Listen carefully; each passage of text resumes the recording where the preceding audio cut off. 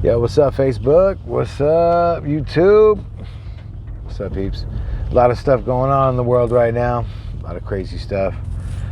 What's really, really crazy is the fact that there's so many things happening right now that people kind of start to get lost in the fog of confusion. And usually what starts to happen is ultimately people kind of just get really, really frustrated and kind of, hit our kind of peak of tolerance. There's not really much we can do about things that are going on, and especially the things that are past tense. What we can do is unite, keep it positive, spread information and knowledge, truthful information, to help unplug minds one at a time so that people really understand that there's a much bigger picture. But other things that are going on right now, like what's happening in Minnesota, obviously is a shame. I've been saying justice for GF after his untimely death. He was murdered. Hopefully there will be justice for that.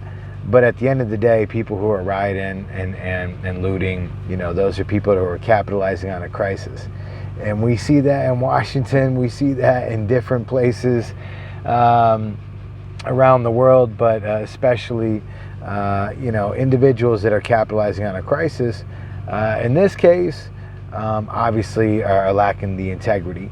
And they're not part of the protest. I don't know why the media always has to lump them in and lump in protesters with rioters, and they call them protesters. I think there should be a difference. There should be a line cut where the line says, here are rioters and here are protesters. There's always a few bad apples off the tree that spoil it for the whole bunch. But at the end of the day, what can you do about it? I mean, the truth is that people are going to do what they're going to do, and it's unfortunate, but it shouldn't have to define the rest of us. Where we stand and what we're all about as middle America who stand for the Constitution, we genuinely just want people to be able to have their basic everyday liberties. But at the same time, when you see that someone is,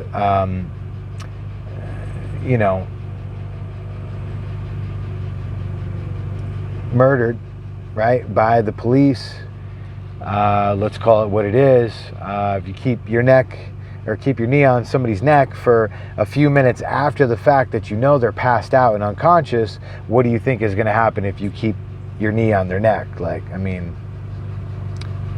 Pretty common sense at this point. So the bottom line is that people need to just understand that there's so much more that needs to be explored. They haven't even released the body cam footage yet, so we'll see what's up with that. But the footage that we've seen, that 7-8 minute video, with the officer on his neck, he didn't deserve that. Nobody deserves to go out like that. And so, justice for GF, Minnesota, 2020.